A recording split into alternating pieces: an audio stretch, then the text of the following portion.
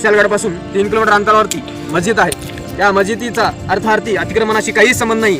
त्या मस्जिदीचा कोणाचाही काही संबंध नाही. तिथल्या काही समाजकंटकांनी कोण आहे ते समाजकंटक आणि कुठून आलेले आहेत याचा पण सरकारने शोध घ्यावा.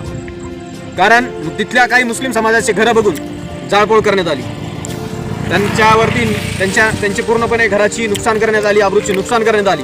तर याच्यासाठी आम्ही पूर्ण इसोबडगाव सर्कल मुस्लिम समाज इसोबडगाव येथे आज निवेदन दिले आहे की जे आरोपी आहेत त्यांच्यावरती कठोरप्रमाणे कारवाई करण्यात यावी.